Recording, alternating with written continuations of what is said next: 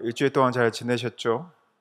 네, 저는 사실 조금 후에 설교 시간에도 잠깐 소개를 하겠지만 이틀 전에 미국 LA에서 오신 목사님 덕에 어깨에 국뽕이 올랐던 그런 시간이었습니다.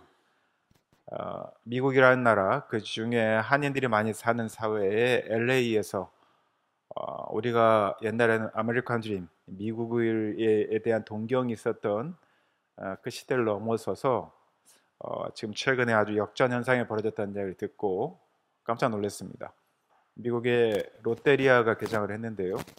무려 미국인들이 100m 이상 오픈런 줄을 서서 그 햄버거 맛을 보려고 뭐 장사진이 이루어서 그 지역 신문에 대서특필이 되었다는 이야기 듣고요.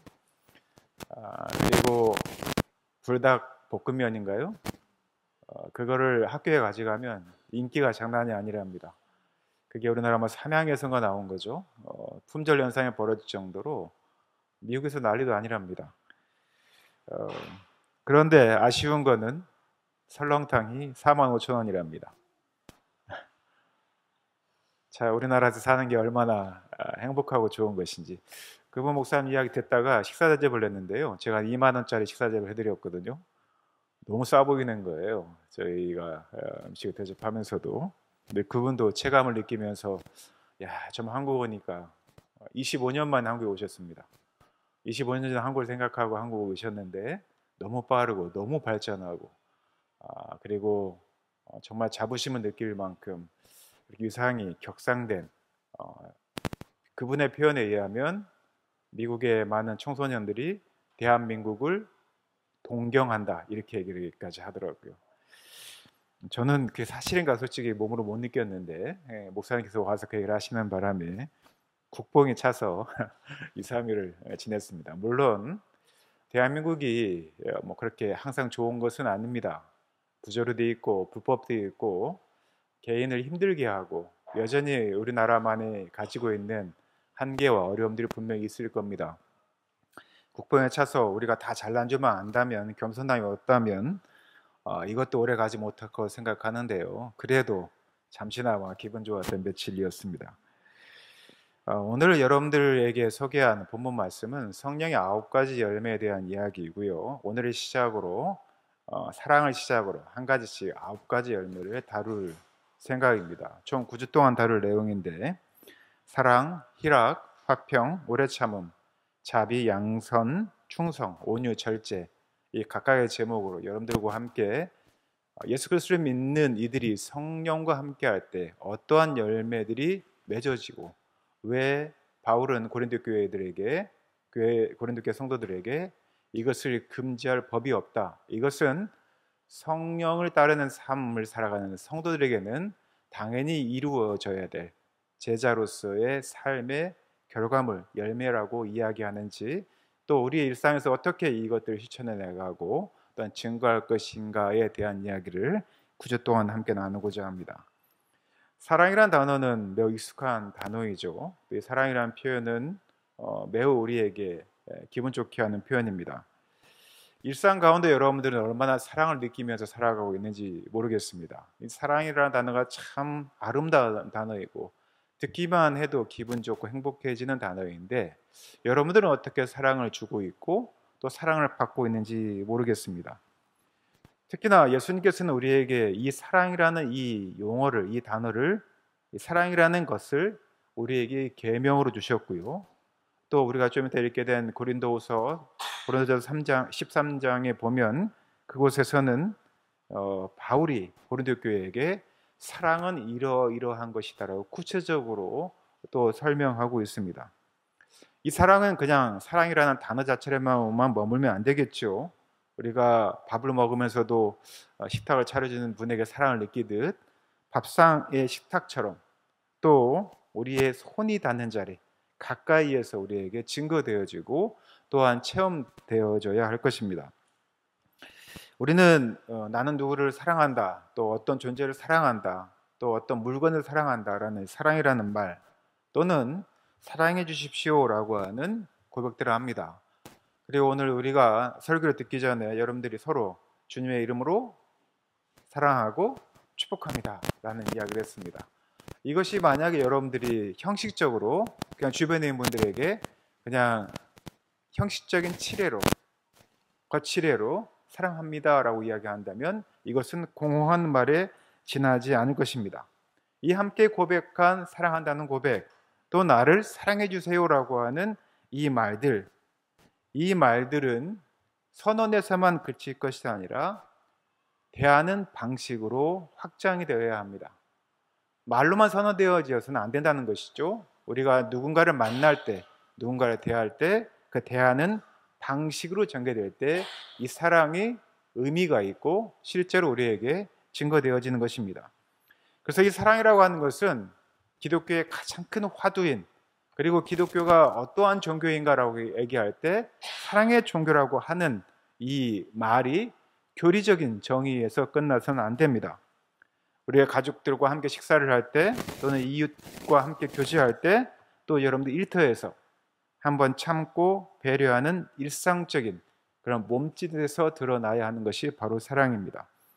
그래서 오늘 본문은 여러분들에게 아주 단순하게 이렇게 묻고 있습니다.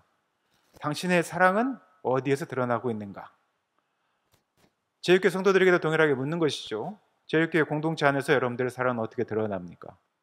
오늘 아침에 제가 9시쯤 내려왔더니 이 예배당 안에 저희 교회 성도들이 없고 충광교회 성도들이 오고 있는데도 불구하고 커피 향이 이렇게 은은히 나더라고요.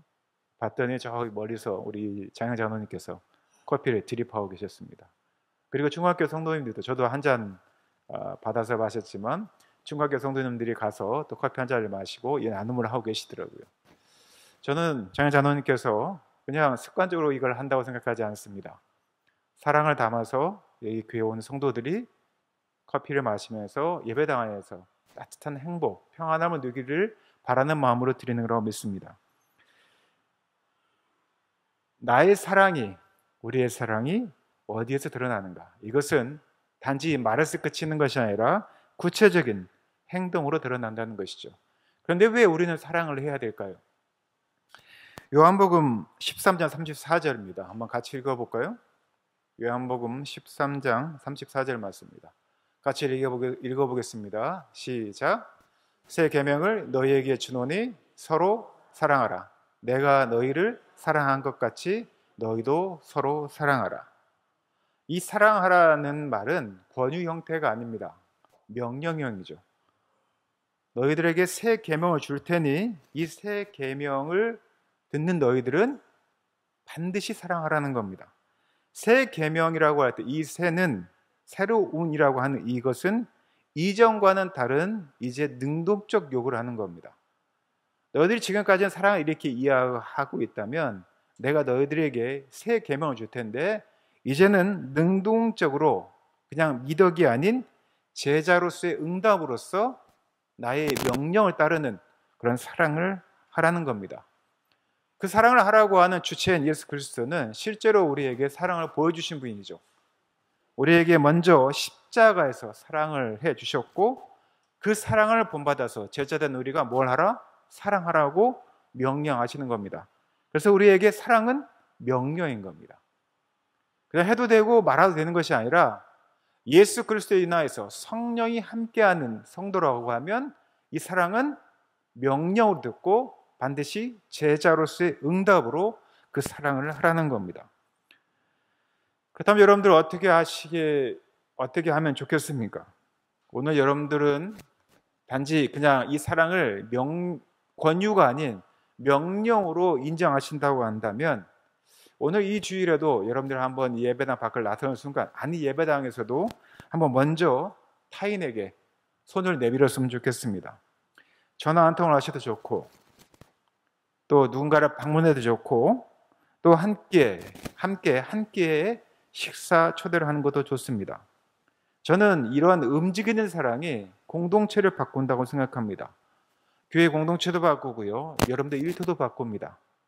저 사람이 나를 사랑하겠지라고 하는 그냥 미덕에서 끝나는 것이 아니라 여러분들이 이것을 명령으로 여기고 먼저 손을 내밀면, 여러분들이 먼저 움직이면 그 사랑이 우리의 삶을 바꾸는 겁니다.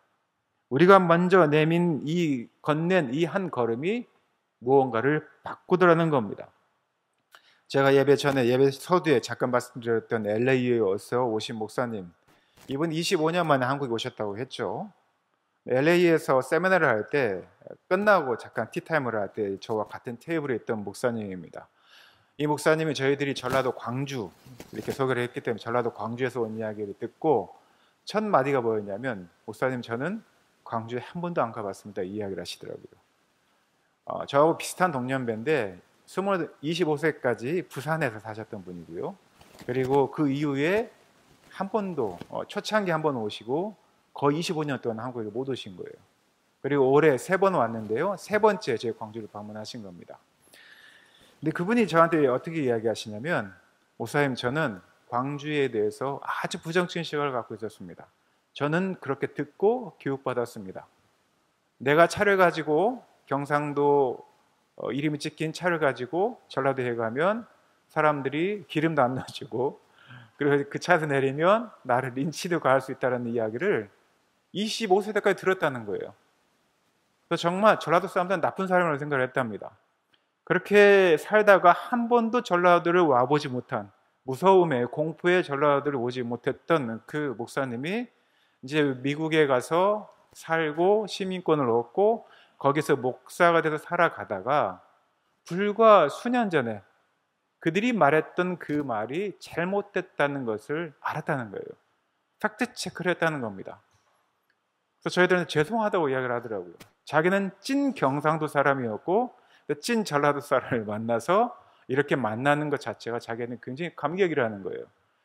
그 말을 들으니까 굉장히 씁쓸하면서도 되게 다행이다 싶었습니다. 그래서 그 목사님에게 제가 이런 말을 했죠. 목사님, 언제든지 한국에 들어오시면 꼭 광주를 방문해 주십시오. 저희가 환대를 하겠습니다. 이렇게 말씀드렸습니다. 그러다가 그게 작년 9월이죠. 그리고 올해 8월 달에 저한테 페이스북 메신저로, SNS로 저한테 연락이 왔습니다. 조심스럽게, 목사님 제가 이번에 세미나가 있어서 한국에 들어오는데 혹시 광주를 방문해도 되겠습니까? 이렇게 저에게 질의를 하셨습니다. 그런데 이분은 여전히 광주로 오는 게 두려움입니다. 저한테 조심스럽게 글을 쓰셨길래 저는 바로 언제든지 환영합니다. 날짜만 잘 맞춰서 오시면 저희가 환대하겠습니다라고 이야기를 했는데, 그 목사님이 그 후에 저한테 글을 보낸 글에 이런 글이 있었어요. 목사님, 제가 광주로 오기로 결심한 이유가 있습니다. 그게 뭐냐면, 그때 세미나 때 2024년 9월 세미나 때 그 한 자리에서, 티타임 한 자리에서 목사님이 건넸던, 와, 밖에 비와 번개가 치네요. 네. 목사님이 건넸던 그 환대라는 그 말 한마디가 자기 가슴에 꽂혔다는 거예요. 광주에서 나를 환대해 준다고? 왜 그러셨냐면, 아까도 말씀드린 것처럼 LA의 고물가, 목사로서 살아가는 그 삶의 투박함, 힘듦, 과거에는 아메리칸 드림을 꿈꾸면서 거기에 왔었는데 그 사모님이 간호사로 한 달에 거의 8,900을 벌고 사모님 우배우로 3,400을 벌어서 우리로 말하면 1,000만 원 넘는 돈을 법니다.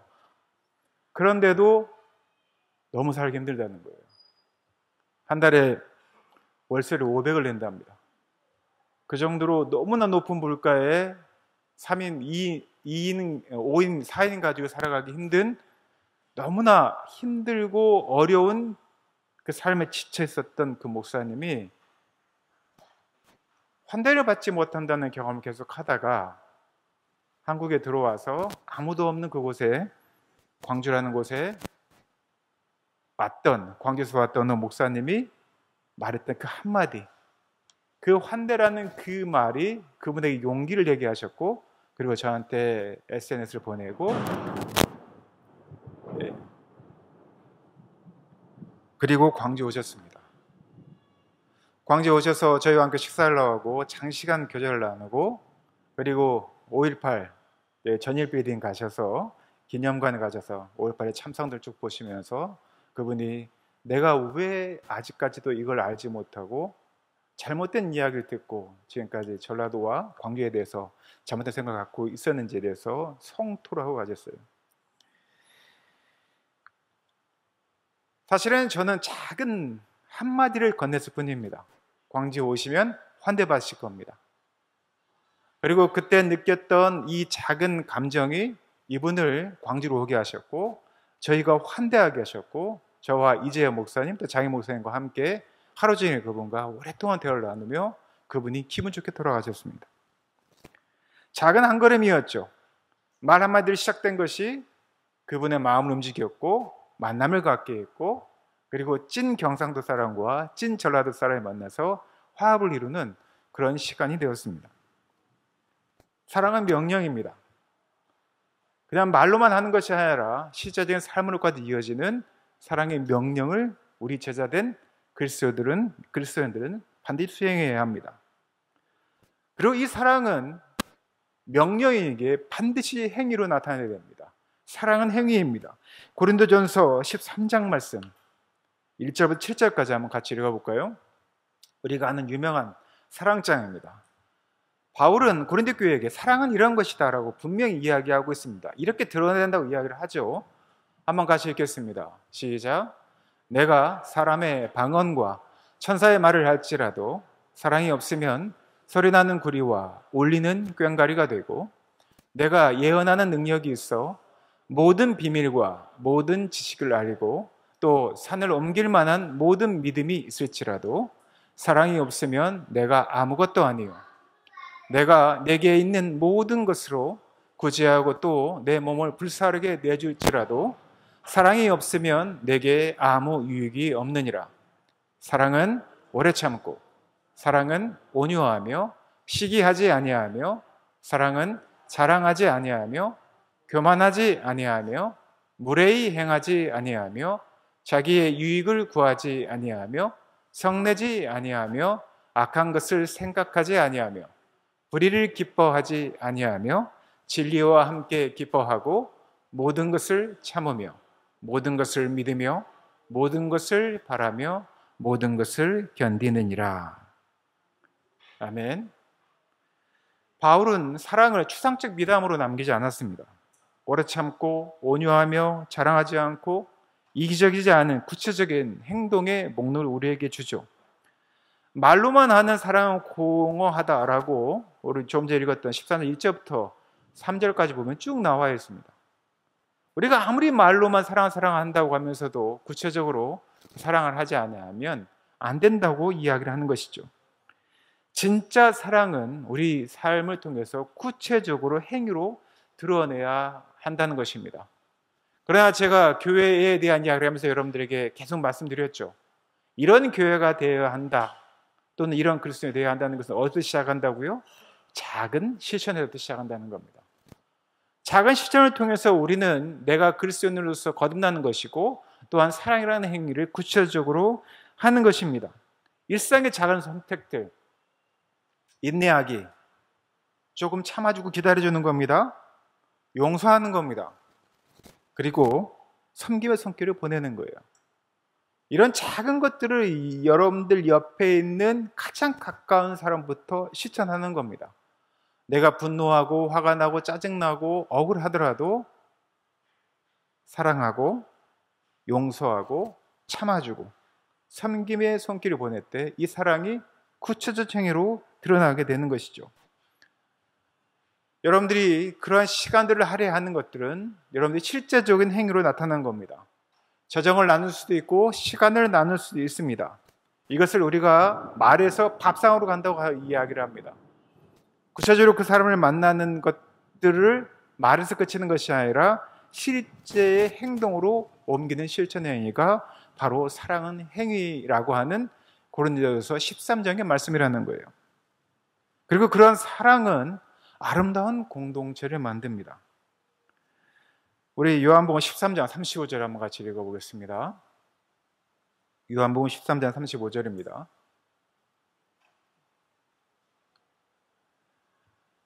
자, 새 계명을 너에게 주노니, 그 사랑을 하라고 하실 때 그 말씀이 35절 이렇게 나옵니다. 함께 읽겠습니다. 시작. 너희가 서로 사랑하면 이로써 모든 사람이 너희가 내 제자인 줄 알리라. 예수님께서 제자들이 이야기하신 겁니다. 제자들이 사랑을 실천할 때 그 사랑을 통해서 세상이 그들을 알아볼 것이라는 거예요. 그리스도인들이 이 세상을 향해서 말로만 사랑이 아니라 구체적인 행위로서 여러분들 사랑을 실천하면 세상이 그 사랑을 통해서 여러분들이 그리스도인임을 알게 된다는 겁니다. 말씀드린 것처럼 사랑은 교회의 간판입니다. 기독교는 사랑의 종교라고 이야기합니다. 그러나 이것은 표어로 그치는 것이 아니라 더 강력한 섬김과 또한 품는 것을 통해서 공동체로 드러나야 합니다. 사람들이 우리에게 말하는 신조 또는 어떤 언어들보다는 우리가 서로 대하는 모습을 보고 교회를 판단합니다. 실제로 우리들에게 그러한 구체적인 증거들이 있어야 할 것입니다. 우리 사랑하는 지역교 성도들에게는 그러한 일이 또한 그런 구체적인 행위들이 있으십니까? 여러분들 삶을 보면서 사람들이 저 사람은 예수를 믿는 사람이구나, 그리스도인이구나, 예수님의 제자이구나라고 하는 구체적인 증거들이 여러분들의 삶 가운데, 가장 가까운 여러분들의 이웃 가운데, 또는 가족 가운데, 또는 여러분들이 만나는 현장 가운데 있으십니까? 저희 교회도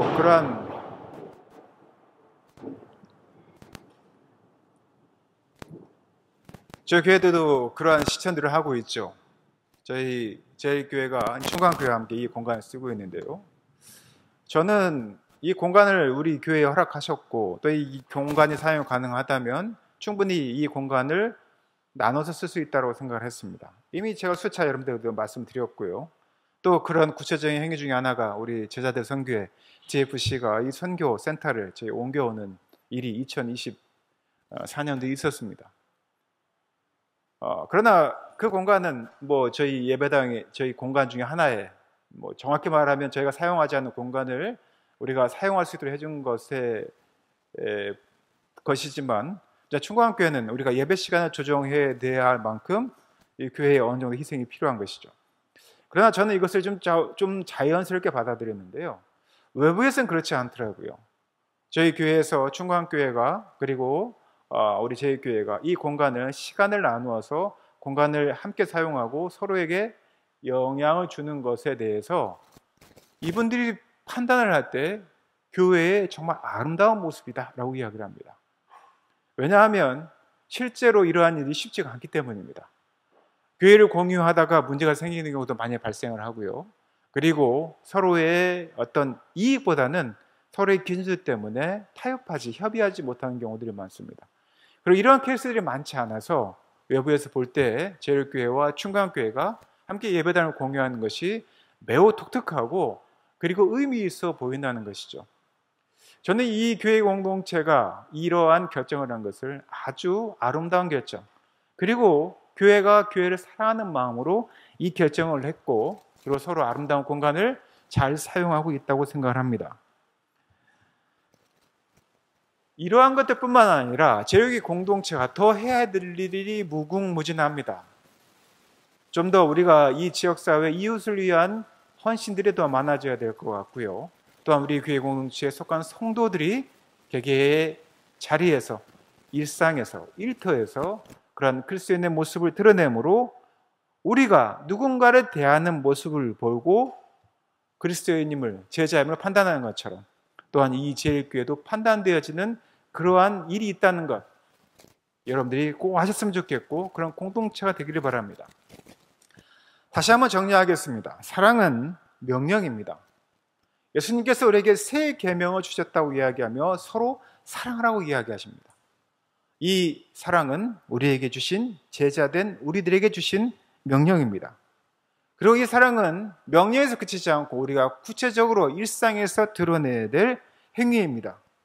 그러한 행위를 통하여서 우리가 누군가를 대하는 그 모습을 통해서 사랑은 아름다운 공동체를 만듭니다. 그래서 저는 여러분들에게 이 사랑이 여러분들의 도전이 되었으면 좋겠습니다. 오늘이 8월 31일이고 내일부터 9월 1일이 시작이 되는데요. 여러분들이 9월 한 달, 또 10월 한 달, 두 달 동안 이 성령의 9가지 열매를 가지고 우리가 함께 계속 말씀을 나눌 때 오늘 첫째 주에 여러분들에게 드렸던 이 사랑을 가지고 구체적으로 여러분들께서 삶 가운데 하나하나 작은 실천을 했으면 좋겠습니다. 먼저 손을 내미십시오. 누군가가 나에게 먼저 사랑해 주십시오 하기 전에 내가 누군가를 사랑한다는 구체적인 증거를 드러내기 위해서 전화 한 통 하시고 밥 한 끼 드시고 차 한 잔 드시고 가능하다면 방문해서 만나시기 바랍니다. 그리고 이 구체적인 섬김을 여러분들이 약속하시고 실천하셨으면 좋겠습니다. 저희 제일교회도 이제 9월, 10월 또 추수감사절이 지나게 될 텐데 교회가 이 지역사회를 위해 또는 어떠한 이웃을 위해서 우리 교회가 할 수 있는 일이 무언가가 있지 않을까 고민하고 또한 실천할 수 있는 방안들을 마련하도록 하겠습니다. 사랑은 말로만 포장되는 것이 아닙니다. 우리가 만나는 밥상에서 또는 우리가 서로 만나는 그 만남의 현장에서 서로 주고받는 손길로 드러납니다. 오늘 이 자리에서 여러분들이 이 사랑이 계명이요, 명령이요, 또한 구체적인 행위로 드러나는 것이고 아름다운 공동체를 형성하는 것이라고 여러분들이 여겨졌다면, 깨달았다면, 그것을 믿는다면 당신의 또한 우리 성도님들의 한 걸음을 결단하여 나가시길 바랍니다. 바로 여러분들의 그 한 걸음이 여러분들의 삶의 주의를 바꾸고 사랑이 드러나고 예수 그리스도의 사랑이, 나에 대한 사랑이 이 세상을 향하여서 드러나는 하나님 나라의 확장으로 드러난다는 그 믿음을 가지고 오늘 하루, 9월 한 달, 또 10월 또는 여러분들이 살아가는 모든 삶의 과정에 드러나기를, 당당히 그 한 걸음을 걸어가시기를 예수님의 이름으로 축원하고 부탁드립니다. 함께 기도하겠습니다.